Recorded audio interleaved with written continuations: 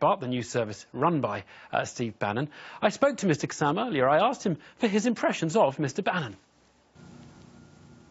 Well, Steve was the first person to come over to England to recruit me to run the Breitbart London bureau, and I found him to be a very competent business person, but also a very nurturing boss. He has helped us, and me and my colleagues, for the last couple of years develop as journalists and even as human beings, quite frankly. He's a very fathering figure inside the organisation. That's not to say that as a boss he's not tough. He is very tough. But I think you know, what I also want to stress to people is that here is a man who really cares about other people, the people around him, and more important than anything, cares about his country. I mean, he's obviously been responsible through Breitbart for the publication, not written by him, but publication of very controversial pieces. You know, birth control makes women unattractive and crazy, that was one. His ex-wife says he didn't want his girls to go to school with too many Jews. He's published some pretty brutal stuff called Liberal Women a Bunch of Dykes. How do you square that with what you've just said about him, this sort of gentle Steve Bannon? Bear in mind, Stephen K. Bannon isn't responsible for the day-to-day output of Breitbart News. There's an editorial team, and the headlines that you're reading there are satirical opinion pieces rather than news items, and they are satirical if you go ahead and read them, and they're using you know, shock headlines to you know, poke a bit of fun. The point about his ex-wife, well, I actually believe his children did end up going to that school in the end, and the comment was, I think, retracted. So I think it's just one of those things that comes out of a divorce sometimes. I mean, he scares the hell out of a lot of people because they don't think these sort of headlines are just funny, jocular stuff.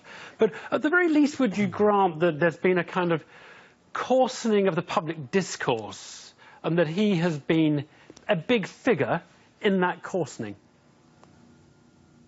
Yeah, and I'm a big figure in that coarsening as well, Evan. People are fed up. People are tired. People don't want to do things the nice, polite, wishy-washy way anymore. You know, their wages are going down. They find themselves, their mortgages being foreclosed on. They found themselves out of jobs. People are angry. And it's about time that people started reflecting that anger. There was a big gaping hole in the news and commentary market for a news organisation like Breitbart, who actually reflected how people were feeling. Is it ugly? Is it, yes. Is it varnished? No. But is it truthful? Absolutely. The big thing is you meeting Donald Trump on Saturday night with Nigel Farage. Now, just tell us, how was that meeting set up? Who arranged that? Well, I was supposed to go and see Steve Bannon that day in Trump Tower, and Nigel came along with me. We went upstairs to see Steve and some of the top people in the Donald Trump transition team, and we met with a lot of them. And at one point, Kellyanne Conway, the campaign manager, turned to us and said, "Well, would you like to go up to the residence and see the president-elect?"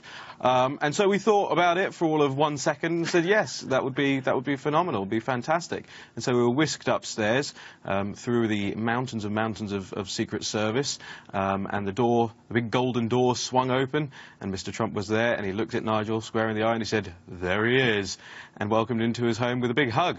And we sat there talking with the president-elect for over an hour, talking about what he had achieved. He was obviously very thoughtful about it and was pontificating on what his next steps were.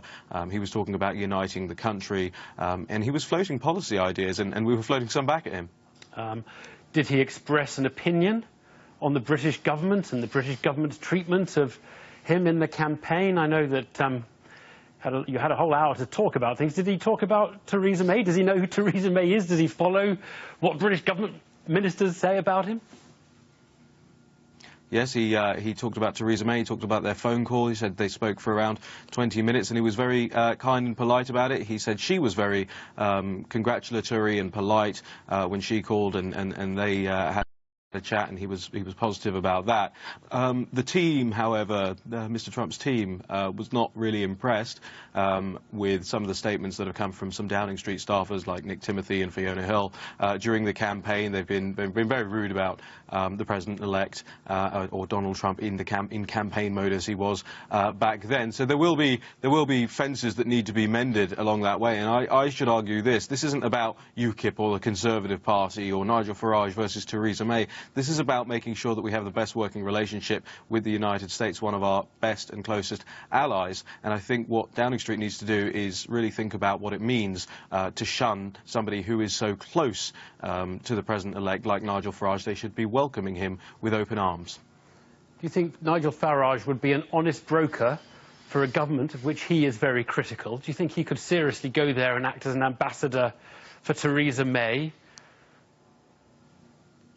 People like Nigel put their country first. He's done it his entire life, and I think this situation would be no different. He would work in the best interest of the country, and if the government asks him to do something for them, like forging links with the new administration, that he would both make sure that those links happen. Is he going to give his opinion?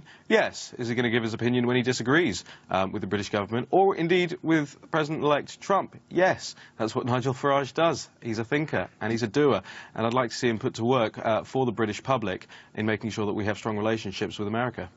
Did you get an impression in that hour-long meeting you had with him? And let's face it, that's probably as long as anybody's had with him since he was elected last week. Did you get an impression as to which Donald Trump we're going to get? The hard Trump, the one who talks about building a wall all over the place, or the one who says, well, there may be some fence along the border there? Which one is it for you, do you think?